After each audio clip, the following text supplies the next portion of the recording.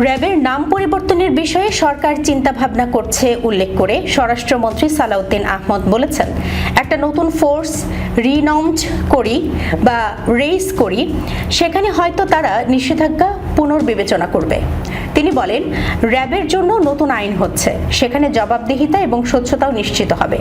সোমবার দুপুরে রাজধানীর কুর্মিটোলা র্যাব সদর দপ্তরে বাহিনীর 22তম প্রতিষ্ঠা বার্ষিকী উপলক্ষে আয়োজিত অনুষ্ঠানে তিনি এই কথা বলেন। 2021 সালে মানবাধিকার লঙ্ঘনের অভিযোগে র্যাবের তৎকালীন 7 কর্মকর্তার উপর নিষেধাজ্ঞা দেয় যুক্তরাষ্ট্র। স্বরাষ্ট্রমন্ত্রী বলেন, আমরা আশা করছি আগামী দিনে সম্পূর্ণভাবে মানবাধিকারকে সমুন্নত রেখে র্যাব তার সমস্ত কর্মকাণ্ড পরিচালিত করবে এবং আমরা একটি নতুন আইন প্রণয়নের উদ্যোগ নিয়েছি, যেই আইনের অধীনে একটি এলিট ফোর্স হিসেবে একটা বাহিনী থাকবে।